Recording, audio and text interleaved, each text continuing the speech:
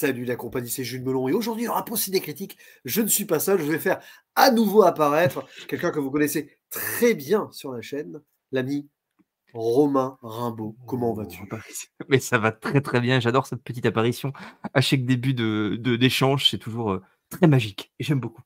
Ah ben magique, oui. Alors évidemment la magie ne nous quitte jamais quand on parle cinéma parce que le cinéma c'est une forme de magie, mais là, bon, on va continuer surtout nos pérégrinations mickesques. Quoique, on triche un petit peu, un tout petit peu, cette fois-ci.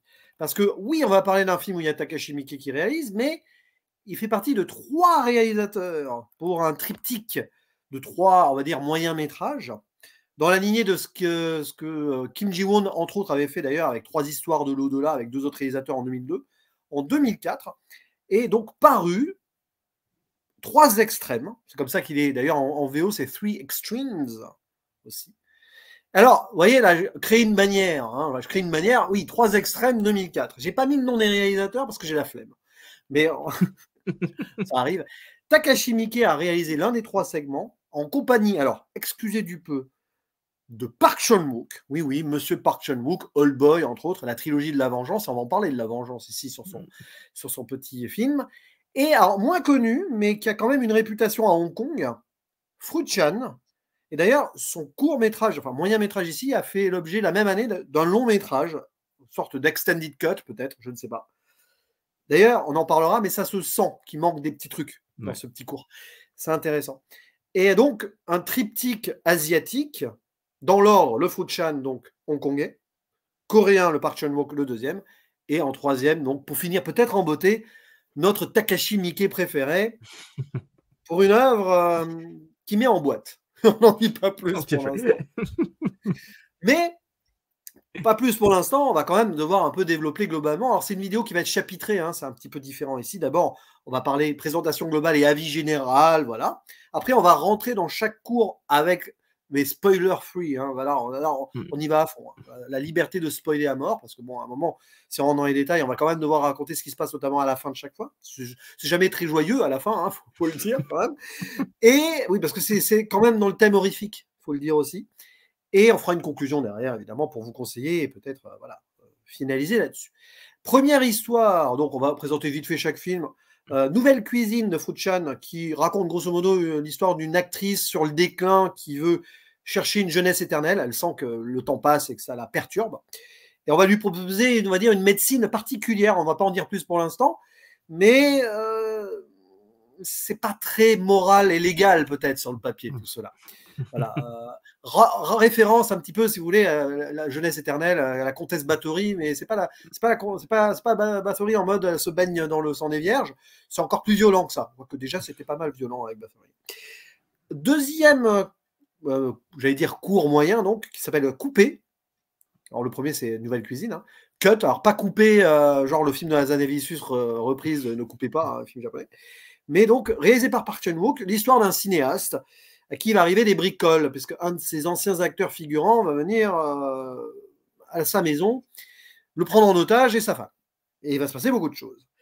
Et c'est très Park Chan-wook, hein, sur le papier, ça c'est clair.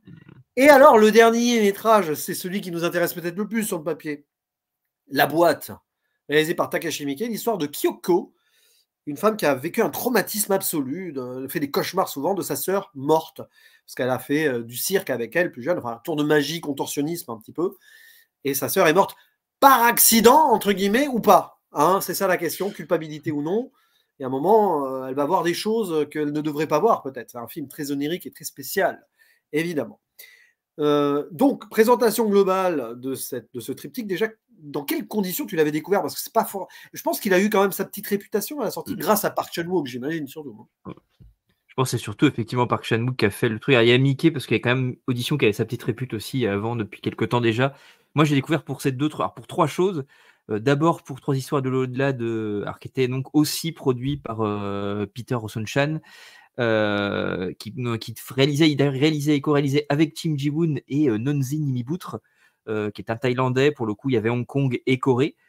Pour donc les trois histoires de là, qui étaient pour le coup 3 histoires de fantômes, et il y a le Kim Ji-woon notamment, que moi je trouve magnifique dedans aussi, qui est un film aussi très très contemplatif et que je vous conseille fortement, parce que 3 histoires de là c'est très très chouette.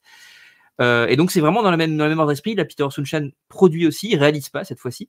Et donc, il laisse effectivement la place à ces 3 réals-là. Donc, il y a cette anthologie-là que j'avais découvert en amont. Il y a effectivement Miike et Park Chan-wook qui, globalement, c'est des films que j'avais découvert l'année d'avant pour le Park Chan-wook. Et ça devait être aussi l'année d'avant à peu près pour Audition aussi. Donc, j'étais dans le mood globalement. Et puis, il a eu son petit succès aussi parce que il y avait aussi cette hype globale pour le cinéma sud-coréen qui déferlait depuis la victoire prix du jury spécial sous la présidence de Tarantino de Oldboy à Cannes. Et puis bon, il y avait Audition et il y avait tout un flot de films de Miike en fait qui coulaient notamment en DVD à l'époque en fait, qui sortaient beaucoup. Il y a eu grossièrement un moment un petit peu de, il y avait une certaine ferveur pour le cinéma d'Extrême-Orient à ce moment-là aussi, avec beaucoup de sorties pour le coup en physique. Et donc c'est intéressant, il y avait ce truc-là. Et troisième chose, moi il y a l'amour que j'ai pour le cinéma, alors le film à sketch ou les films d'anthologie, parce qu'en tant que tel, c'est une sorte de faux film à sketch et on peut considérer que souvent dans le film à sketch, on a quand même une sorte de segment qui lie un petit peu chacun des segments. C'est le cas par exemple dans la 4e dimension, et comme ça il y a un segment qu'on a tout du long. Je prends celui-là de Miller, Joe Dante, Landis et Spielberg, si je ne me trompe pas, s'il m'en manque pas. Je pense aussi à des films comme Theater Bizarre, donc un truc un petit peu plus récent avec Karim Hussein, Douglas Buck, il va me manquer Richard Stanley, etc. Si je dois en oublier un dernier, ça va me revenir, David Gregory. Donc c'est ce genre de truc où il y a toujours une sorte de segment centre. Je pense à un truc comme aussi qui est très intéressant, Nightmare de cinéma avec David Slade. Enfin, bref, pas mal de réels intéressants que jamais. Il y a aussi pour le coup Joe Dante. C'est des films intéressants. Moi, j'aime bien ce côté-là. En 1h30, 2 heures, être tout le temps surpris parce que les histoires sont différentes, parce qu'on voyage d'un truc à un autre. Dans les séries, c'est un peu le même fonctionnement. J'aime beaucoup les séries qui ont un concept anthologique. Je pense à la 4e dimension, par exemple, qui a un truc en commun. Je pense même à l'échelle d'une saison, je pense à des trucs comme American Horror Story. J'aime bien les premières saisons aussi. Donc, j'adore ce truc-là. Et dans le cinéma en particulier, me dire que pendant 2 heures, on va me balader d'une histoire à une autre et je ne sais pas à quoi m'attendre. Et ça, j'aime beaucoup.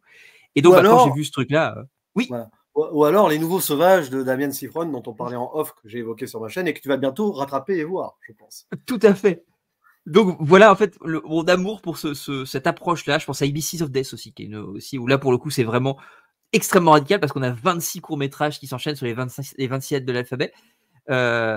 Donc, il y a un truc qui me plaît bien là-dedans, en tous les cas. Je dis 26, ouais, ça. Et puis, ouais, c'est marrant parce que moi, j'ai toujours un rapport particulier avec les films à sketch. Ça passe ou ça casse, en fait. Ouais. Récemment, d'ailleurs, on en a eu un qui était sympa en France. C'est Heureux Gagnant, avec notamment Fabrice Eboué et tout. Très intéressant sur des gagnants de loto et les conséquences de quand tu gagnes au loto ou pas, parce que tu n'arrives pas à récupérer l'argent. C'est très intéressant, ça. Et alors, 3 extrêmes, moi j'étais très curieux. Bon, Takashi Miike, évidemment. Mais en voyant qu'avec Park Chan-wook, toujours intéressant. Cinéma de Park Chan-wook, j'ai un rapport intéressant avec lui, mais j'ai l'impression qu'il décline, moi, personnellement, dans une approche de plus en plus fondamentale, plutôt formelle, mais oui, on sent qu'il suresthétise et qu'il se perd un petit peu. Par exemple, Decision to Live, j'ai eu du mal. Je sais que c'est pas le cas de tout le monde, mais voilà. Pourtant, j'ai revu Oldboy et j'aime toujours parce qu'on le voit avec plusieurs degrés de lecture. Et là, on est plus proche de sa période Oldboy que Decision to Live, clairement. Donc, d'ailleurs, ça se sent. Il est encore au milieu de la trilogie de la vengeance. Là, il nous fait une petite parenthèse qui va là-dedans. Et c'est intéressant de voir cet exercice de style aussi parce que c'est pas facile de faire des moyens métrages comme ça. Et on peut toujours aussi se poser la question de pourquoi ces films-là ont été mis ensemble. Est-ce qu'il y a une commande avant? Tiens, ensuite telle direction? Parce que sur le papier, à part le côté horrifique et donc glauque humain, difficile de trouver un fil rouge. Mais il y en a un quand même. C'est l'art en général. Dans les 3 films, vous avez l'idée artistique. On a des créateurs d'ailleurs qui font ces films. Alors des fois, il y a des scénaristes autres. On parlera après plus en précision film par film. Nous avons, voilà, la première, c'est une actrice donc sur le déclin et tout, qui essaye de garder l'image. Bon, et de sa libido aussi, évidemment. Le deuxième, on est vraiment dans le film de cinéma, sur le cinéma, et ça joue là-dessus, c'est très intéressant. Et le troisième, on a l'aspect cirque, aussi magie, tour de passe-passe, et les conséquences derrière. Donc il y a quand même une cohérence, bien que nous ayons 3 films, avec 3 approches différentes, 3 réalisateurs très opposés aussi, peut-être sur certains points, quand même, je pense. Alors, moi, je connais très peu Fu Chan, pour le coup, je le découvre ici, mais Park Chan-wook et Takashi Miike, à part quelques moments, on va dire, d'adrénaline et tout, ils n'ont pas énormément de choses en commun non plus, quoique, on sait que Takashi Miike, il respecte pas mal aussi l'univers coréen. Donc, ça peut être aussi intéressant, ça. Et puis, Park Chan-wook, il me semble aussi à jouer avec, à un moment, dans un contexte japonais, hein, avec des acteurs japonais. Si je ne me trompe pas. Ah bah dans Mademoiselle en particulier. Bah voilà, donc il y a quand même des ponts. Voilà, les deux devaient se respecter de base. Et on arrive du coup à 3 histoires qui de toute façon sont très macabres, peut-être pas, mais qui vont se poser la question au spectateur qui regarde, et c'est ça qu'on veut aussi dans l'horreur. Qu'est-ce qu'on ferait à la place? Quelles sont les limites de la morale? Jusqu'où peut-on aller? Dans quelle folie parfois l'humain peut s'effondrer, soit par obsession, soit par vengeance, soit par traumatisme, parce que c'est un peu ça en fait les 3 thématiques. Et il y a une idée, c'est-à-dire que finalement, globalement, moi j'ai apprécié. Alors, il y en a qui sont peut-être plus aboutis que d'autres, on y reviendra après, mais ça se fluidifie les histoires, il n'y a pas de rupture ultime non plus, en passant de l'une à l'autre, même si la 3e de Takashi Miike a une approche esthétique un peu différente. Limite, s'il y a quand même une idée de, je sais pas d'onirie, mais d'esthétique formelle intéressante, différente de chaque histoire, mais qui a une. Voilà, on arrive à se poser devant quand même et à réfléchir avec les actes et les personnes qui sont dans ces actes. Il n'y a pas forcément de bon ou de mauvais en fait dans ces films. C'est ça qui est intéressant. D'ailleurs, le bien par-delà le bien ou le mal. Hein, on peut dire ça comme là-dessus. On peut aller. Voilà, on a quand même un grand philosophe avec nous, enfin prof de philo. Ça fait toujours plaisir, un peu de Nietzsche. C'est ça. Ah oui, ça peut être nietzschéen, bien sûr. L'horreur est souvent nietzschéenne de toute façon, c'est sûr. Et je pense que ça passe bien. Et c'est que peu importe que ce soit une commande et tout, c'est vrai, tiens, on parlait de film à sketch, il y avait aussi Tokyo aussi, avec les Oscars. Oui, Tokyo, tout à fait. Pensez à Creepshow aussi, alors c'était peut-être moins égal par contre, collection de films à sketch d'horreur des années 80. C'est vrai que parfois, voilà, et forcément, on va toujours se dire, il y a un truc qui est moins bien que d'autres, mais là, on a que 3 films, et on a des approches artistiques avec des auteurs cinéastes aussi, qui mènent leur barque. Voilà. Donc là-dessus, déjà, on peut vous le dire, foncez les voir, voilà, parce que là, à un moment, on va finir par parler de ces films. On va rentrer dans des zones spoilers un peu plus rapidement, pas tellement film par film, mais ça représente bien, tu l'as dit en prélude, cette fascination qu'on pouvait avoir, nous, Européens, à l'époque, sur, on va dire, l'horreur asiatique, enfin, le côté cinéma asiatique qui tranchait dans le vif, quoi. Donc, maintenant, on est habitué. D'ailleurs, voilà, cette époque où on est post-film de fantômes à la japonaise aussi, Ringu et tout. D'ailleurs, Takashi Miike, il taquine le film de fantôme à la japonaise. Oui, bien sûr, oui. Il y a un plan, c'est quand même pas loin de ça. Mais on y reviendra à un moment. Il y a un truc, moi je trouve, il y a un truc très Kiyoshi Kurosawa en fait dans sa manière notamment de traiter le fantôme. Il y a 2-3 plans qui sont vraiment très chouettes. Ça prouve d'ailleurs chaque réalisateur, et surtout Miike prouve une nouvelle fois qu'il est versatile, parce que là, il arrive là dans une ambiance sur laquelle on ne l'attend pas, quoique il pourrait y avoir une sorte de mélange entre Bird People in China, Audition et Maison des Sévices. Je crois qu'il avait déjà fait ça avant. Donc on est dans cette idée-là. Mais après, par Chan-wook, il n'y a aucune surprise en soi, mais on va y revenir. Tandis que Foo-chan, ça peut donner envie d'en découvrir d'autres. Voilà. En plus, c'est très amusant parce que Foo-chan, son prénom en français, ça fait fruit et ça parle de cuisine. C'est très amusant. Mais je ne sais pas si. Voilà, on va rentrer, je pense, dans chaque métrage maintenant. Voilà. Et on va commencer justement par celui qu'on connaît le moins. Alors, je ne sais pas si tu as vu d'autres films du monsieur, du coup, depuis. Le fameux Nouvelle Cuisine, alors version moyen métrage ici, parce qu'il y a eu un film aussi. Qui est très bien. Le fameux genre. Oui, qui est très bien. Tu l'as vu, je sais que toi tu l'as vu. Mais on en parlera justement à la conclusion de ce segment, ce que ça apporte ou non selon toi. Mais du coup, que penses-tu, toi, globalement, à la relecture, parce que tu l'as revu, de cette histoire? Voilà, je pense que tu as eu du mal à sortir le long métrage de la tête, mais est-ce que pour toi ça fonctionne justement dans ce format-là? Alors, ce qui est intéressant, c'est que lui, Foo-chan ne voulait pas à la base en fait faire une version courte. Il avait déjà le scénario de côté et il considérait que le scénario est un scénario de long métrage et pas de moyen métrage. Ça se voit un petit peu effectivement parce qu'il y a pas mal de choses. On sent qu'il y a des trous. Alors, on en reparlera peut-être un peu après, mais le long métrage, il est différent. En fait, il y a beaucoup de choses qui changent. La fin n'est pas la même, par exemple. Il faut quand même noter ça. La fin n'est pas du tout la même. Là, elle est un peu anticipée. Alors, si on voit la fin du long, on peut se dire il y a quelque chose d'assez similaire, mais moi je la trouve la fin du long beaucoup plus cruelle parce qu'en fait il y a beaucoup plus d'éléments qui ont pu être mis en jeu et finalement il y a un résultat qui est beaucoup plus intéressant et beaucoup plus pernicieux. Là on a vraiment une chute qui est proche du court-métrage, de la blague effectivement macabre, qui fonctionne très bien dans le cadre d'un métrage beaucoup plus court. Là où il y a beaucoup plus de construction. Je prends un exemple très simple, par exemple aussi au-delà de la question de la fin, le mari par exemple de l'actrice. Là il apparaît dans la narration, on voit que c'est un mari volage. qui couche avec une très jeune femme. Elle va le récupérer dans zone spoiler, donc j'y vais. Elle va le récupérer et de fait, en fait, après, il disparaît complètement de la narration. Or, dans la version longue, par exemple, il a une vraie importance et lui aussi va rentrer dans une certaine mesure dans la mécanique en fait aussi du récit. Il n'est pas juste une sorte de contexte extérieur. Il a beaucoup plus d'importance dans le long métrage. Donc, c'est intéressant d'ailleurs, parce que tu parlais du scénario et tout, c'est quand même une scénariste et autrice de renom qui est derrière, qui est journaliste aussi, c'est quelqu'un qui est quand même très très réputé et reconnu à Hong Kong. C'est Lillian Lee, qui notamment a écrit le bouquin apparemment de base de Dumplings, donc Nouvelle Cuisine et tout, mais elle a fait aussi Adieu ma concubine ou Green Snake que Chow Yar-K a réalisé. C'est pas n'importe qui. Donc on voit qu'il y avait on sent qu'il y a une écriture derrière, et alors je te rejoins totalement. J'étais frustré parce que je dis, sans savoir qu'il y avait un long métrage derrière, je sentais qu'il y avait des trous dans la raquette, quoi. Je trouve que la fin arrive trop vite, par exemple. Il y a tout un délire. Moi, là, j'étais frustré pour le coup, même si parfois il faut laisser des zones de mystère, c'est ça qui est passionnant aussi. Mais le personnage de la tante May, là, celle qui va donner, on peut le dire maintenant, des fœtus. Oui, des fœtus avortés, des fœtus avortés pour. Alors, c'est pas se baigner dans le sang de la Vierge ici, c'est manger du fœtus avorté pour garder la jeunesse éternelle. Et en plus, c'est des croyances, ça. Je sais, par exemple, aux États-Unis, c'était prisé le sang du placenta, du cordon ombilical pour se faire des cures de jouvence ou je sais pas quoi. Ok. Bon, c'est quand même très glauque. En plus, on sent que c'est des avortements plus ou moins légaux, faits sous main. Enfin, voilà. Et Tante May qui jouait, alors, ça me fait marrer parce qu'elle est jouée par Bai Ling, actrice. Donc, je ne sais pas si elle est chinoise ou hongkongaise. Bon, après, maintenant, du coup, qui a joué dans Taxi 3 par exemple, effectivement, Bai Ling a joué. C'est elle, et je me suis dit, mais je l'ai déjà vu quelque part en plus. Et donc, c'est elle qui joue la tante May qui n'a pas d'âge, soi-disant. Et tu sens qu'il y a tout un mystique derrière. Ça pourrait être une vampire qui vient. Peut-être que c'est la réincarnation de Bathory. Voilà. On ne sait pas, mais on n'en saura pas vraiment plus. Et dans le long métrage, tu en sais plus. Dans le long métrage, il y a des choses qui sont, voilà. Parce qu'il y a tout un lore, il y a tout un truc à développer derrière. Tu le sens en plus par cette chanson qu'elle chante. Il y a une idée d'hypnotisme.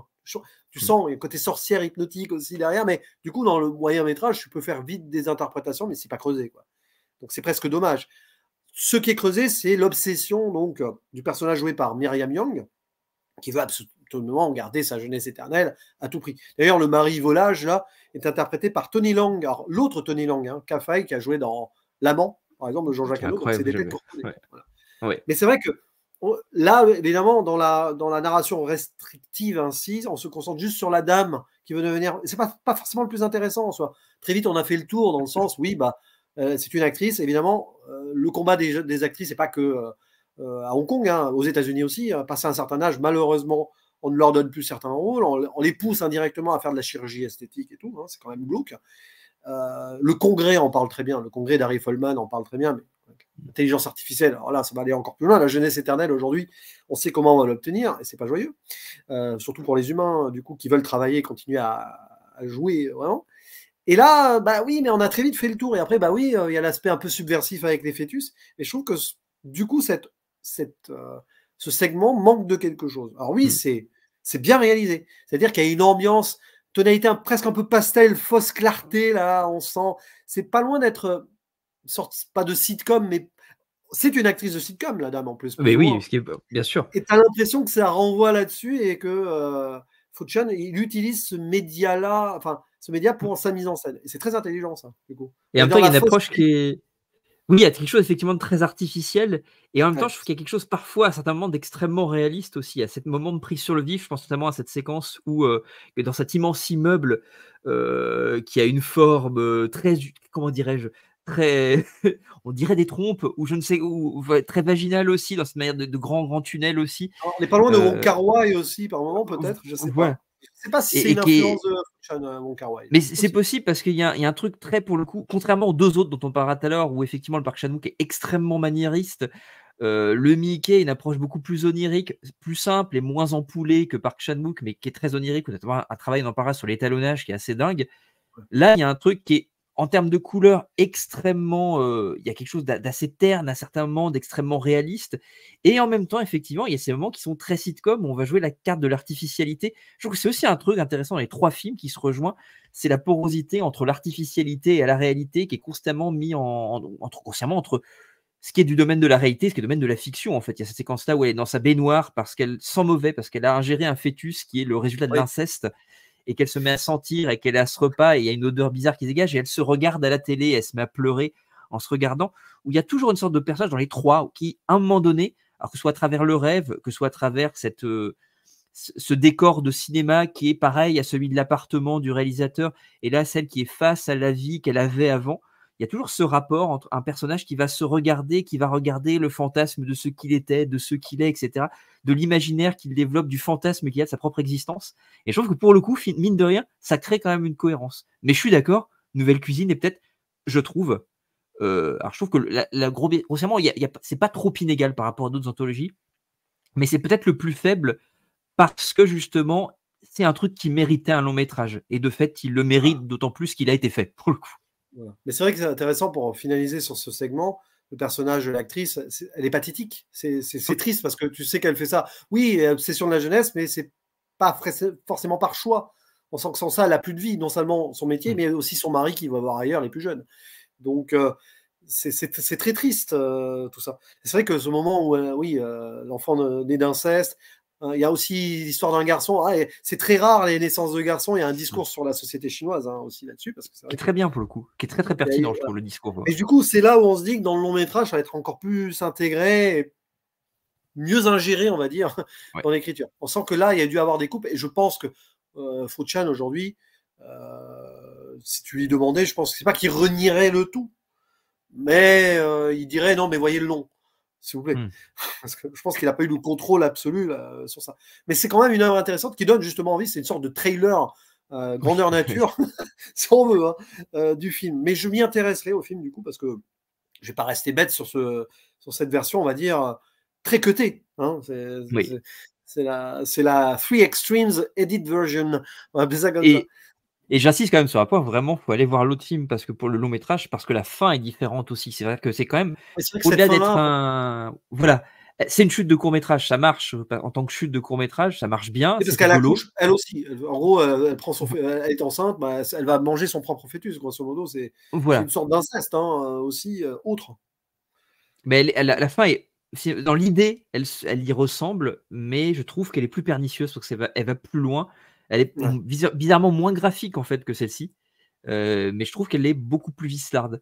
Donc c'est pour ça. Et puis tout ce qu'on a des autres personnages qui gravitent, c'est intéressant. Autour. Alors tu vois, je parlais de Wong Kar-wai, je me rends compte d'un truc. Wong Kar-wai, oui, on ressent des trucs parce que c'est Christopher Doyle, le chef-op de Wong Kar-wai, qui s'occupe de la photographie. Donc finalement, il y a quand même une logique derrière. Et c'est Fo-chan lui-même qui a fait le montage. Alors, il a fait le montage. Il a fait le montage qu'on lui a demandé de faire parce qu'il a quand même eu le cut.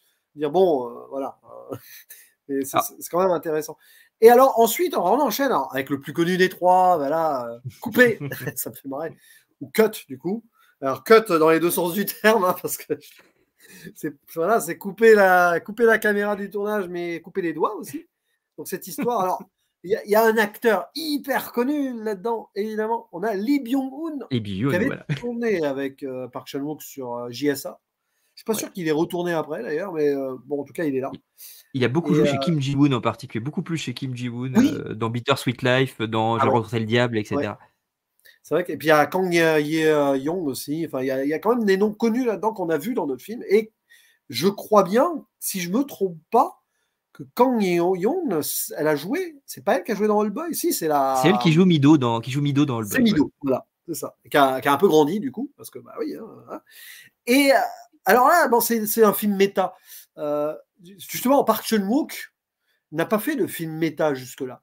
Parce que pour le coup, Kim Ji-woon, lui, l'a fait récemment avec Cobweb, que j'ai toujours pas vu. Donc c'est marrant parce que comme ça. Donc l'histoire de ce réalisateur, qui est un bourreau de travail. À un moment, on voit au début d'ailleurs une scène de tournage. On croit que ça va être le film. C'est pas Thirst. Voici mon sang. Je sais pas s'il l'a fait après. Il l'a fait avant. Juste après. Donc voilà. Bon, c'est après pour le coup. Ouais.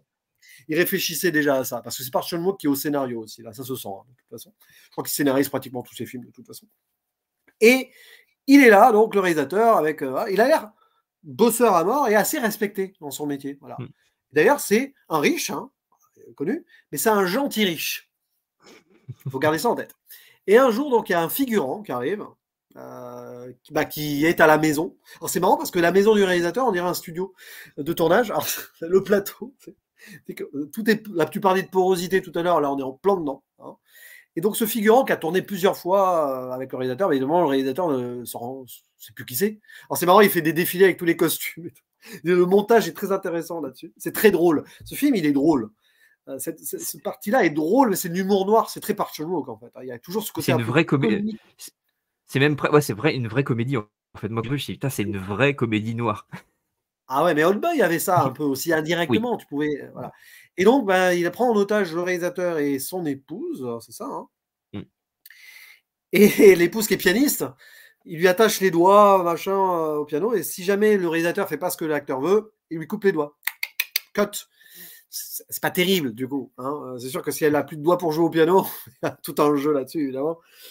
Et l'idée de ce figurant, donc, c'est toute cette frustration, cette vengeance. Donc là, c'est une mini tétralogie plus de la vengeance. C'est que il ne supporte pas de voir un riche gentil. Donc il veut à tout prix que ce riche réalisateur fasse des mauvaises choses avec une femme, je crois qu'il veut doigt de femme. Bon bref. Sinon, attention, ta femme va perdre ses doigts. Et lui, du coup, c'est quelqu'un de pauvre qui est méchant en soi. Parce que voilà, le film retourne l'idée. T'as l'impression que Park Chan-wook joue là-dessus quand même, comme quoi tous les riches seraient méchants et tous les pauvres seraient gentils. C'est un film qui socialement questionne beaucoup de choses. Disons que c'est un film, on peut le qualifier, c'est un segment un peu de droite. Hein. Park Chan-wook. J'ai envie de le dire. Après tout, ça s'appelle trois extrêmes. On pourrait avoir l'extrême centre, l'extrême droite, l'extrême gauche. Pour la politique française, c'est un peu ça. Mais... Non, mais on rigole, mais c'est vrai que il y a le côté conservateur en mode, bon, le pauvre, finalement, il ne peut avoir que sa vengeance par le crime. Alors, c'est un peu la limite sociale, évidemment, le film ne peut pas aller plus loin. On sait que Park Chan-wook a été plus intelligent que ça aussi sur certains points, mais c'est vrai que sur certains de ses films, on peut se poser toujours ces questions-là. Mais on sait que beaucoup de réalisateurs sud-coréens, même s'ils critiquent la société, la Corée du Sud est un pays quand même très versé sur le conservatisme, hein. Très versé par l'américanisme aussi, forcément. Et donc, l'idée, c'est de savoir comment le réalisateur ou pas va s'en sortir, va-t-il faire sa profession de foi. Et il y a tout un jeu de rôle avec sa femme, à un moment, il y a des règlements de compte, tu ne sais pas s'il joue, tu ne sais pas si le réalisateur il joue, il déballe la vérité. Et du coup, le réalisateur devient acteur, et l'acteur figurant met en scène, on va dire, sa vengeance. Mais au-delà de ça, est-ce que le film n'est pas trop dans une forme de maniérisme, voilà, c'est ce qu'on peut reprocher parfois à Park Chan-wook. Est-ce que ça ne se voit pas encore plus, selon toi, sur cette version raccourcie, où il ne peut pas trop aller dans le fond? Après, je trouve effectivement, alors c'est ultra maniériste, ça en fait des caisses, il y a des plans, il y a tous les plans. Je pense, pour moi, le premier plan qu'on voit, c'est-à-dire le moment où on a cette impression de film de vampire dans un premier temps. Et puis on a ce plan séquence qui commence en travers, où finalement on sort de ce truc-là et on se trouve derrière la caméra, derrière le steadicam qui est en train de filmer, on se rend compte que c'est un film dans le film. On traverse toute la cuisine en travelling arrière et on repart en travelling avant pour passer à travers le four et se retrouver devant le réalisateur qui est en train de regarder le retour, pour le coup, de ce qui est en train d'être filmé, et que ça passe à travers la anse d'une, pour le coup, comment ça s'appelle, un truc pour faire chauffer de l'eau, donc ça me reviendra le mot. Mais voilà, ça passe à travers la anse du truc. C'est une bouilloire. Voilà, merci. C'était le mot du jour. C'est très fincheresque comme manière de faire, de faire des trucs improbables pour ça. Et en même temps, je trouve que ce truc-là, encore une fois, le fait d'aller à fond dans l'artificialité, ça fait partie du discours du film. Et ça, je trouve ça intéressant. Parce que moi, je ne trouve pas tant en fait que le film condamne le pauvre méchant. Je trouve que c'est plus nuancé que ça, parce qu'à terme, moi, ce que je trouve, c'est qu'il y a vraiment cette ambiguïté de dire les pauvres ne sont pas tous gentils, les riches ne sont pas tous méchants. Et c'est dire simplement, c'est pas parce qu'on est riche non plus qu'on est gentil et vice versa. Il y a quand même ce truc-là de l'ambiguïté en fait, c'est-à-dire que notre classe sociale ne fait pas notre démarche morale ou notre capacité morale. C'est pour ça que j'avais vu un critique qui avait très bien dit ça pour Old Boy pour le coup à l'époque, en disant que finalement Park Chan-wook mettait beaucoup en scène la moralité, donc L' amoralité, pour en réalité arriver à quelque chose de très moral en fait. C'est un réalisateur qui est très très moral, Park Chan-wook, derrière ça. Et je trouve que pour le coup, c'est bien nuancé que ça. Alors après, effectivement, peut-être le souci du film, qui est aussi sa grande force, c'est qu'il en fait encore une fois des caisses. Visuellement, c'est. Mais en même temps, on est sur un plateau de cinéma. Je veux dire, il y a tout ce qui est génial où, comme tu disais tout à l'heure, l'acteur devient réalisateur, mais de manière littérale. C'est-à-dire que tu as une séquence, notamment, où il explique concrètement, il offre un dilemme au réalisateur en disant donc il y a une petite fille que je viens d'enlever, alors qui sera par la suite être son fils à lui, qu'il a caché sous une perruque. Peut-être plus accepter le fait, parce qu'il n'aurait pas arrivé. En fait, il a buté sa femme avant de venir prendre en otage le réalisateur, et il a voulu tuer son fils, mais il n'a pas réussi à le faire. Donc il donne, en fait, il se décharge sur le réalisateur pour qu'il le fasse, mais sans savoir que c'est son fils. Et il y a cette séquence-là où carrément, en fait, où il monte une tension. C'est lui qui fait intervenir la musique diégétique, pour le coup, parce que la musique continuellement diégétique, c'est lui qui met la musique continuellement, qui est la musique des films précédents du réalisateur. Donc il fait le montage lui-même, en fait, en direct. Et quand il va présenter donc cet enfant, il va carrément se retrouver en coulisses et jouer sur la poursuite, baisser la lumière quand il faut baisser la lumière pour mettre la poursuite sur le corps de cet enfant, pour que guider le regard du réalisateur et qu'il aille lui-même retirer le drap qui est sur l'enfant pour pouvoir découvrir l'enfant. Et donc là, il y a vraiment ce truc littéral de mettre en scène les choses et de monter. C'est presque le monteur du truc. Et je trouve que c'est hyper intéressant de le voir faire cette bascule lumière parce que ça a du sens. Alors après, évidemment, je disais, c'est maniériste, ça en fiesse, il y a des plans qui ne servent à rien. Littéralement, c'est vraiment là parce que c'est esthétiquement intéressant. C'est casse-gueule et qu'il il se permet de faire. Le mec joue à fond le grotesque jusqu'au bout. Moi, je trouve que la scénographie, notamment de sa femme, je la trouve visuellement incroyable. Et pour le coup, elle est littéralement devenue une marionnette, c'est-à-dire il l'accroche au plafond avec plein de filins en métal qui sont très utiles d'ailleurs pour la fin, au début, puisque le vampirisme, on va quand même le retrouver d'une certaine façon. Il y a plein de choses comme ça qui sont intéressantes. Quand le vampire au début gerbe du sang par terre après avoir mangé le corps congelé même du mec, bah, le vomi avec du sang, on va l'avoir à la fin aussi. Donc il y a plein de jeux hyper intéressants de réponses, d'échos, de miroirs. Et de manière littérale, encore une fois, le miroir, on l'a à la fin, puisque le réalisateur va verser sa femme et l'enfant. Et donc on va avoir ces plans très, on va dire, qui ont un côté kaléidoscopique, où les décors se mélangent, où l'appartement devient le décor et où le décor devient l'appart. C'est assez génial en fait. Donc c'est pour ça, oui, je suis d'accord sur le fait que c'est très maniériste, mais en même temps, je trouve que c'est assez génial en fait, je trouve, en termes visuellement, c'est assez fou. Après, c'est ça, c'est par-delà du bien et du mal, c'est dans le sens comme Old Boys, c'est-à-dire qu'à un moment, il y a Oui. la porosité entre le bien et le mal, vengeance, trouver quelque chose. Enfin, à un moment, voilà, qui a fait le mal au final? Il y a quelqu'un qui Oui. fait le mal, quelqu'un d'autre va faire le mal. Et il y a cette idée d'opposition, c'est un vrai jeu d'échecs. Il y a une partie d'échecs ou une partie de dames qui se met en place. Et tu regardes le carrelage, souvent filmé Tout à fait. d'ailleurs Ouais. en plongée, c'est un damier. Donc, c'est vrai qu'on voit à partir du moment qu'il veut les mettre, hein, ces symboles, on le sent. Et on sent que c'est pas fait par hasard. Et on sent qu'il veut qu'on le voit, que c'est pas fait par hasard. C'est souvent la limite de son cinéma, surtout récemment. Mais Ouais, c'est quelqu'un. Voilà. Enfin, après, on a quand même beaucoup de ces films qu'on aime beaucoup. Mais c'est vrai que c'est précédent. Voilà. Par exemple, on parlait de Decision to Live, mais on va pas en reparler ici. Et alors, c'est vrai que moi, je trouve que c'est le segment techniquement le plus réussi. Alors, évidemment, là, je pense. Quoique, ça peut se discuter. C'est un peu plus abouti du coup. Pour le coup, c'est abouti par rapport à celui d'avant. Mais, parce que je vous rappelle qu'on est dans notre rétrospective miquesque. Oui. C'est-à-dire qu'on garde le meilleur pour la fin ou pas. C'est juste le dernier des trois. Mais le dernier, c'est la boîte. La boîte. Ça me rappelle un truc du film Didier. Hein. Référence très éloignée. Donc réalisé par Takeshi Miike, ou Box en version originale. Donc cette fameuse histoire où on a une jeune femme, hein, qui doit avoir 25 ans à peu près, qui s'appelle Kyoko, qui a des souvenirs, des traumatismes, des cauchemars de sa sœur qu'elle a vue, enfin, qui est morte. Voilà. Morte dans une boîte, périe par le feu, etc. Et on a des angoisses perpétuelles. Le film commence littéralement par un cauchemar claustrophobique, hein, clairement, avec un homme qui creuse dans un paysage enneigé, tout ça, enterrement vivant, le pire des cauchemars, l'enterrement vivant, quoi, la pire des morts possible. Et en fait, elle se réveille, la romancière, c'est une romancière qui visiblement a réussi sa vie, hein, malgré le trauma, donc qui a 25 ans, c'est ça, et qui va donner un manuscrit d'ailleurs à son éditeur, qui a l'air très sympa avec elle, mais qui s'avère être très proche physiquement du monsieur qui les faisait travailler, elle et sa sœur plus jeune. Et c'est là où on se dit, tiens, aspect du double, dualité, tout ça, ou alors elle fantasme, ou elle a des hallucinations, on ne sait pas trop. Et c'est un film qui va perpétuellement jouer donc sur rêve, réalité, souvenir, traumatisme, perdu dans sa vraie vie, jeu évidemment de la poupée, du masque. Évidemment, là aussi, on a beaucoup l'aspect de la poupée. Hein. Dans les 3 histoires, tu as l'histoire de la poupée. Hein. La poupée, Oui, c'est l'actrice vrai. manipulée au début, qui vieillit, qui ne sait pas comment s'en sortir.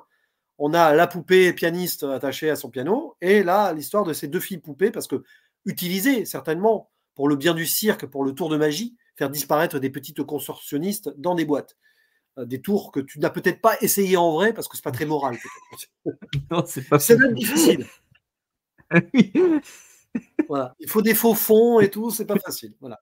Tu es Voilà, plus sur la magie avec des cartes, toi. Voilà, c'est voilà. ce qui est Les logique enfants, on va pour éviter. ce qui est logique pour un prof de philo de faire des tours avec des cartes.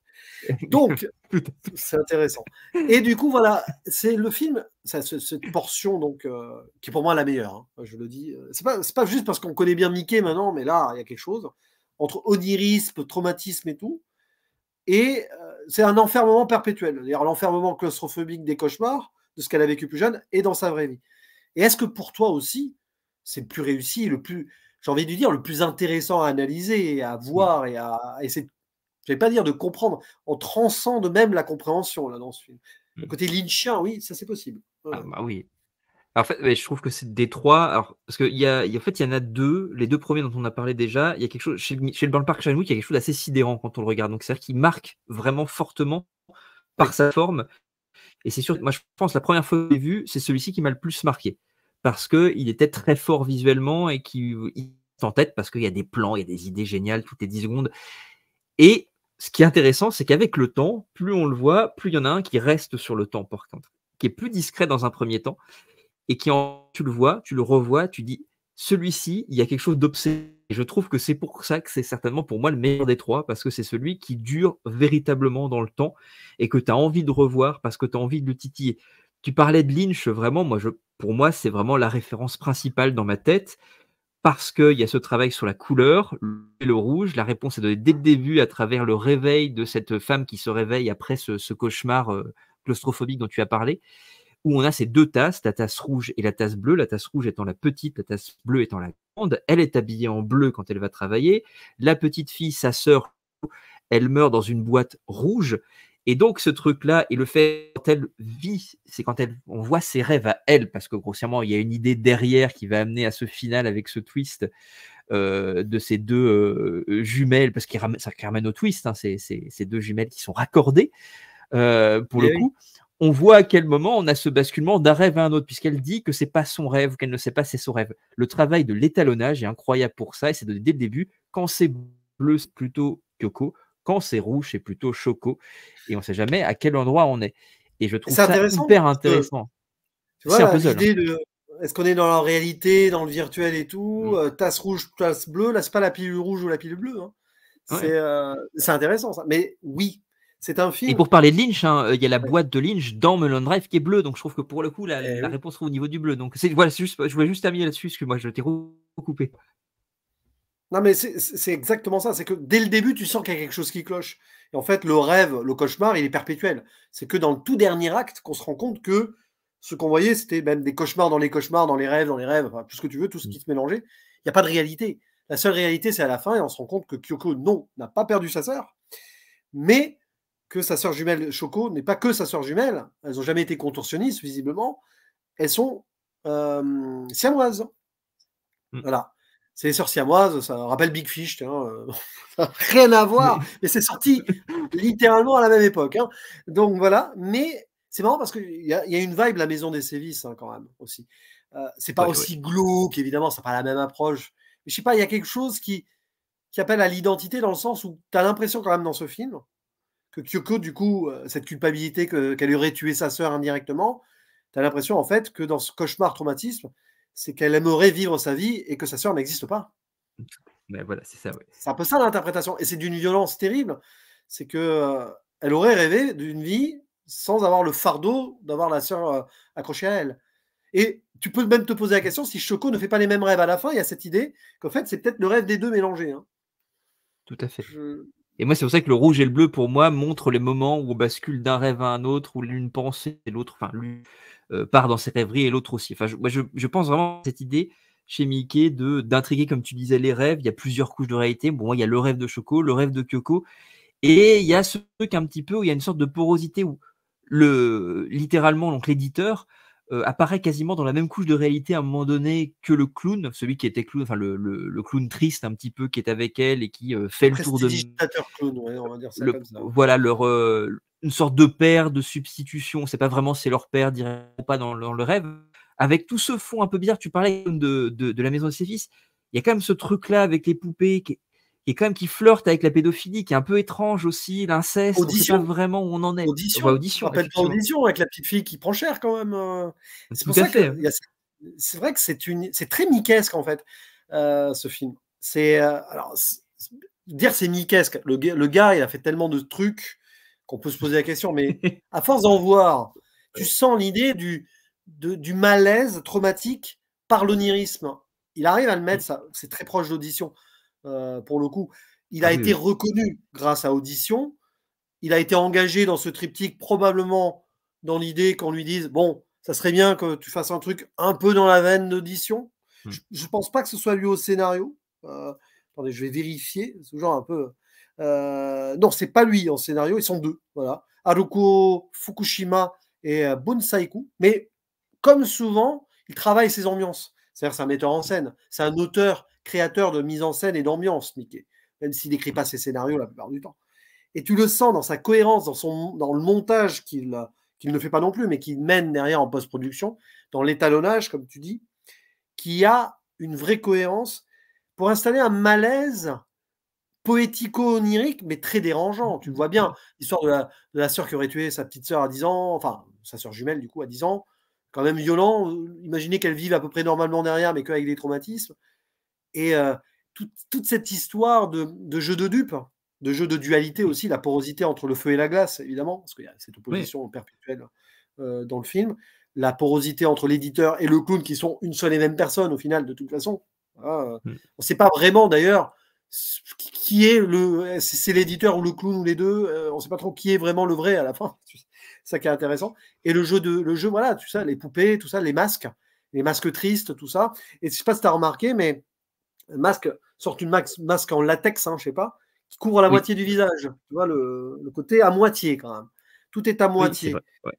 Et c'est vrai que c'est un film où tu sens que les gens ne peuvent pas vivre sans leur autre moitié, en fait. C'est des gens incomplets. C'est comme souvent chez Mickey, d'ailleurs. C'est vrai. Drame social où les gens ne sont pas complets. Il leur manque quelque chose, effectivement. Ouais. Et alors là, on est en plein dedans. C'est que je pense que Mickey, tu lui poses la question aujourd'hui, je pense qu'il doit être très fier de ce travail-là. Et pour le coup, ça fonctionne super bien avec ce timing de 40 minutes. Ah, on est d'accord. Ça n'aurait pas pu fonctionner peut-être sur un long métrage. Ça aurait été compliqué à un moment. Le subterfuge, la magie peut-être serait évaporée avant. Je pense qu'au niveau du timing, ça fonctionne super bien. Je pense que le travail de montage et d'étalonnage est le plus abouti ici. Puis, on en parlait tout à l'heure, il y a une scène où elle croit voir le fantôme de sa sœur de 15 ans avant. C'est pas loin de Sadako, peut-être pas Sadako, mais cette idée de fantôme japonais comme ça. Je ne sais plus dans quel film japonais comme ça où on a cette apparition, peut-être Darkwater, je ne sais plus. Si on peut faire le lien peut-être avec l'ascenseur et Darkwater, même si la petite fille n'est pas dans l'ascenseur, mais plutôt à l'extérieur. Mais il y a quand même ça. Moi, je trouve qu'il y a même plus que Nakata. Moi, je trouve qu'il y a vraiment un truc très Kurosawa en fait dans l'apparition des fantômes, son apparition où le fantôme n'est pas une sorte de menace. Il apparaît dans un champ perceptif du personnage ou du spectateur d'ailleurs parfois, puisqu'on le voit parfois au détour d'une porte au début quand notamment sort. Il la voit. On ne sait pas vraiment s'il l'a vu nous-mêmes. On n'est pas sûr d'avoir vu quelque chose. Et je trouve que ça fait une séquence que je trouve pour le coup extrêmement traumatisante plus tard et qui ramène à cette idée un peu de fantôme aussi, où elle se retrouve, on est encore dans une couche de rêve, je ne sais pas la combienième en termes de niveau de rêve, mais où elle se retrouve avec donc ce clown triste, ce prestidigitateur qui est l'éditeur en même temps, et à ce moment les masquetons de manière directe lui retire effectivement la moitié de ce visage de clown, et il va la forcer à regarder ce qu'il y a dans la boîte. Et on voit cette boîte s'entrouvrir avec le corps de sa sœur, donc hypothétiquement brûlée, qui la fixe. Et lui, il la force en tirant ses yeux de manière presque presque kubrickienne pour revenir à la question d'Orange Mécanique, force à regarder cette culpabilité en face, et que je trouve une scène de puissance et d'une cruauté, alors que pour le coup, dans le film, Mickey, et effectivement, c'est ce qui lui a été reproché à l'époque sur ce film-là, c'était qu'il était vraiment du Mickey, parce que finalement, visuellement, le film, effectivement, par rapport aux deux autres, est très sage, en fait, ou semble de prime abord. Mais en réalité, il est extrêmement cruel, extrêmement dur, mais il passe par d'autres biais, peut-être qu'on a moins l'habitude de voir, parce qu'il le fait, en fait, il le fait toujours dans son cinéma, mais il y a un moment donné où il va pousser un peu les potards. Là, il pousse jamais les potards, il est toujours dans la retenue. Et je trouve qu'il est extrêmement doué quand il est dans la retenue. Bah, il n'a pas le temps aussi. À un moment, il accepte Oui. l'idée du format. Et c'est très bien, d'ailleurs. C'est un vrai exercice de style pour lui. Je pense que ça lui a fait du bien, peut-être, de faire ça, justement. Et ouais, tu parlais de Kiyoshi Kurosawa. Il y a aussi dans les décors et les plans fixes qui enferment les. C'est Oui. très, très, très enfermant aussi. Pas mal de claustrophobie dans les trois films, d'ailleurs, aussi, quand on y pense. Enfin, d'enfermement, sorte de huis clos, plus ou moins moral, mental ou physique. C'est vrai qu'à certains moments, dans le travail des ombres ou des apparitions, où vraiment ça se pose, il y a une chape de plomb comme ça. C'est vrai que Kiyoshi Kurosawa n'est pas loin, mais je pense que là aussi, Miike et Kurosawa, ils ont dû se croiser. Ils sont à peu près de la même génération en plus. C'est très probable qu'il y ait une porosité, c'est le mot, je pense, le mot porosité. Mais dans tous ces cinémas-là, de toute façon, il y a des porosités. De toute façon, c'est des gens qui se croisent, qui se connaissent dans des festivals, ils voient leurs films et tout, il n'y a pas de souci. Mais oui, mais c'est vrai que la boîte, pour le coup, la boîte, comme disait Didier, du coup, c'est vrai que Mulholland Drive n'est pas loin, mais c'est un Mulholland Drive niquesque. Oui, tout à fait. Et c'est vrai qu'il n'y a pas d'inceste et tout, là, mais on ne sait pas. Aussi bien le clown prestidigitateur, peut-être que c'est une forme de père, tu l'as dit, on ne sait pas. On ne saura rien. Voilà. Bah, il est père, amant, enfin c'est très, très curieux en fait, parce qu'effectivement, on sent son désir pour cet éditeur, quand il y a un désir, il y a une tension, et on ne sait pas à quel moment il intervient, pourquoi il prend la place du père. Enfin, c'est très, l'éditeur, très tu as curieux. l'impression qu'il veut la séduire, l'éditeur, grosso modo, mais Oui, tout à gentiment. fait. Oui, voilà, c'est ça. En plus, et c'est très bizarre, vraiment, c'est hyper bizarre. Je trouve vraiment qu'il y a un côté tour de magie et puzzle, en fait, c'est vraiment à l'échelle du film. C'est-à-dire que le dispositif du film est un tour de magie. Et il y a cette idée d'essayer de remonter comment ça fonctionne. On a finalement presque ce qu'on appellerait un effet en magie ou un climax comme au cinéma, avec la découverte de ces deux sœurs siamoises. Et après, tu as ce même dispositif quand tu vois un tour de magie qui est de remonter le tour. Et je trouve que je vois le truc, on a cette révélation, cet effet, et on va essayer de remonter. Comment on en est arrivé là? À quel moment Mickey m'a grugé? À quel moment il a joué, il a triché? À quel moment il a biaisé ma perception? Et ça en fait un truc hyper riche et qui fait que ça dure à travers le temps. Le film, je crois que Les Trois Extrêmes, c'est un film que j'ai dû voir une quinzaine de fois, au bas mot, je pense, parce que je l'ai vu énormément quand il est sorti. Et ce film-là m'obsède. Et les deux autres, je prends un plaisir dingue à les voir, notamment le Park Chan-wook, je m'amuse comme un. Mais il n'y a pas ce truc qui reste. Il n'y a pas ce goût amer et en même temps ce truc assez ludique quand même d'aller essayer de remettre toutes les pièces dans le bon ordre, de dire quelle couche de réalité est à tel endroit, comme ça s'imbrique. C'est hyper passionnant. C'est un peu, pour conclure sur ce segment, le prestige de Mickey, ce film. Mais et du coup, Imprint faisait pareil. Ouais. Parce que Imprint est très proche sur le. Ah oui, Imprint, la maison des sévices. Oui, mais c'est pour ça que, justement, je sentais un peu ce lien-là. Et du coup, ouais. Pour conclure, Oui. conclure. Bien sûr, allez, là, je te laisse quelques instants pour conseiller ce triptyque. Comment réussirais-tu, à convaincre les gens qui ont du mal avec les films à sketch de temps en temps, de tenter quand même celui-ci? Voilà. Parce que je pense que c'est peut-être ton film à sketch, film à segment plutôt, parce que sketch, voilà. Film à segment préféré, peut-être, au final. Presque. Je pense que c'est mon préféré parce que je trouve qu'il y a une vraie, pour le coup, il y a une vraie régularité, parce que ça reste quand même 3 très bons films quand même, où il y a toujours des choses à prendre. Effectivement que pour le Fruit-chan, je pense que c'est peut-être celui qui est le plus. C'est peut-être, et encore une fois, tout en disant que c'est pas si inégal que ça, mais c'est peut-être le plus frustrant dans la mesure où.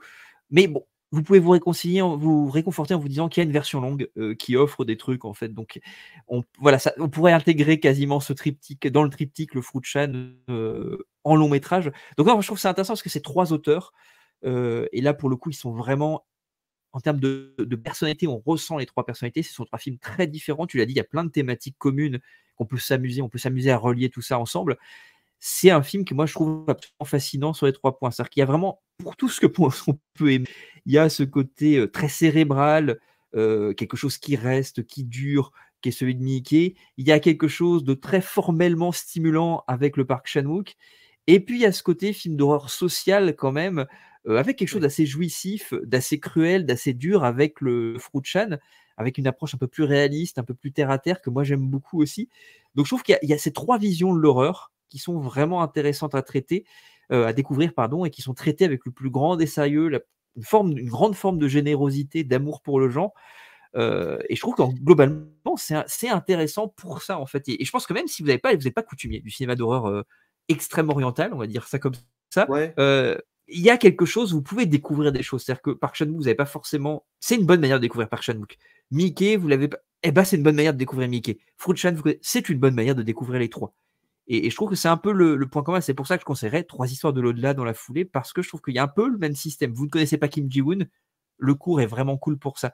Alors Peter Chan et Nonzini Mibout ont moins réalisé, je crois. C'est plus un producteur, Peter Chan. Mais je trouve que c'est des bonnes portes d'entrée pour les réalisateurs. Et en plus, au-delà simplement des portes d'entrée, parce que ça pourrait être juste ça, ce sont des films vraiment intéressants et qui ont un poids dans leur carrière. C'est pas juste un petit projet fait sur le côté. Ça a du poids parce que Dumbling a une version longue et que ça a été la base pour quelque chose. Parce que par Chan-wook, tu l'as très bien dit, ça s'intègre bien dans une forme de tétralogie de la vengeance. Et puis Mickey, ça fait écho à tous ces films. Pur Mickey, c'est un trait de Mickey. Ce qui est intéressant aussi, c'est que ça montre bien un spectre, du moins à l'époque, du cinéma, on va dire, entre guillemets, de genre, même, bon, c'est un peu galvaudé, mais asiatique. Même du cinéma asiatique au sens large, parce que tu as vraiment des représentations, voilà, le segment hongkongais a une ambiance à la hongkongaise, avec en plus le chef-op de Wong Kar-wai qui est là. Tu as l'ambiance, quoi. Même dans certains costumes, hein, peut-être hein, aussi, quand on Oui, y je suis pense. d'accord. Et par Chan-wook, c'est l'idée un peu horrifique, comédie noire sociale, vengeance à la coréenne. Il y en a quand même. Encore aujourd'hui, on en a beaucoup des films coréens. Il paraît qu'il y en a un qui est sorti en salle, la Project Silence, qui est un peu comédie noire sombre. Je n'ai pas pu voir non plus, mais qui paraît dans ce style-là. Il y a eu Lucky Strike il y a quelques années. Ou même Parasite, tu sens pas forcément ça aller dans l'horreur, mais il y a toujours de l'humour, mélange des genres hein, au cinéma coréen. C'est très la fameuse porosité dans le cinéma coréen, on l'a souvent. Voilà. Et l'aspect un peu, voilà, film fantomatique, cauchemardesque, à la touche japonaise, entre Kurosawa, Nakata, tout ce que vous voulez, mais avec Mickey. Et c'est du pur Mickey. Et finalement, ça représente bien aussi certains courants cinématographiques de chaque pays. Donc je pense que ça n'a pas été fait par hasard aussi. C'était probablement aussi dans l'idée de, entre guillemets, vendre le cinéma asiatique dans le monde, ce genre de film-là. Donc il y a une cohérence là-dessus, mais ça colle avec les ambiances qu'on peut voir, même de ces réalisateurs, enfin du moins 2 d'entre eux que je connais, parce que maintenant, Fruit Chan, il faut que je vois d'autres, au moins en tout cas son long métrage. Donc ça n'a pas été fait par hasard non plus. Et dans l'aspect esthétique, c'est vrai que c'est des portes d'entrée, ça peut donner envie à des gens qui connaissent mal le cinéma asiatique, un peu ainsi hors action, etc. Parce que c'est vrai que la plupart des gens qui découvrent le cinéma asiatique, c'est par des films d'action. C'est un peu un cliché, mais c'est souvent le cas. Ou des films d'horreur japonais. Et là, on peut s'intéresser à d'autres films derrière. Voilà. Grâce à cela aussi. C'est vrai que ça peut donner envie de regarder du Wong Kar-wai. Bon, même si Wong Kar-wai, il n'aurait pas poussé le délire comme ça. Mais non, mais en tout cas, c'est passionnant. C'était un exercice aussi passionnant pour nous d'en parler. C'est pas facile hein, d'évoquer 3 films comme ça. En croisement, bon, on a un peu triché, on les a séparés, mais on finit toujours par les raccorder d'une manière ou d'une autre. Oui, voilà. Donc, ça fait quand même partie de notre pérégrination mickesque, même si c'est du 1/3 Mickey cette fois-ci. Et ben bon, 1/3 Mickey, c'est comme dans tout bon cocktail, hein, on a des bons tiers comme ça, et hop, ça finit par faire des bonnes choses. C'est que tu mélanges Mickey par Chan-wook et Chan, voilà, tu passes une bonne soirée, normalement. Voilà. Et comme dit le slogan, hein, sans alcool, la fête est plus folle. Hein. Il suffit d'un bon film et de bonne adrénaline. Ça remplace tous les psychotropes autres. Hein, et puis c'est naturel et c'est bénéfique parce que ça fait réfléchir derrière. Voilà. Avant la rentrée des classes, soyons sages. Je sais pas, parce que cette vidéo sera peut-être publiée alors qu'on aura repris le boulot. Ça nous fera des beaux souvenirs, remarque, hein, tu me dis. Hein, donc là, on est peut-être en septembre déjà. On est probablement en septembre ou fin août, on ne sait pas. Mais en tout cas, on vous souhaite à toutes et à tous bonne rentrée si vous avez eu des vacances et que c'est difficile, parce que septembre, on fait la gueule. Hein, c'est normal. Certains découvrent leur emploi du temps en faisant la gueule et tout, forcément, ça, on va Mais en tout cas, c'est toujours un plaisir, mon cher Romain, d'évoquer Mickey de même. ici, ou Xavier Jean sur la tienne. En plus, il y a eu Budapest qui est sorti il n'y a pas longtemps. Donc, on va suivre, on va poursuivre. Oui. On aura plus de chance avec le prochain. Oui, certainement. On ne sait pas encore quel sera le prochain Mickey, parce que on a des suites à explorer aussi. Hein. C'est vrai que... Oui. On a plusieurs suites, effectivement. Oui. En tout cas, merci Romain. Et allez voir la chaîne de Romain. Merci à toi. Allez voir ces Dear Horror Movies aussi. Alors là, on navigue dans toutes les horreurs aussi cinématographiques. L'échelle de Jacob, et j'en passe. Massacre à la tronçonneuse, Blair Witch qu'on a fait ensemble. C'est toujours passionnant. Et puis même des jeux vidéo. Même les jeux vidéo. Voilà. Peut-être qu'il y aura un truc sur Dead Space un jour, ou le jeu vidéo Alien, puisqu'apparemment Alien Romulus s'inspire un peu de tout ça. Ça pourrait être intéressant. Mais, tout à fait. En tout cas, il ne reste plus qu'à faire le mot de la fin. À la prochaine. Salut. Ciao.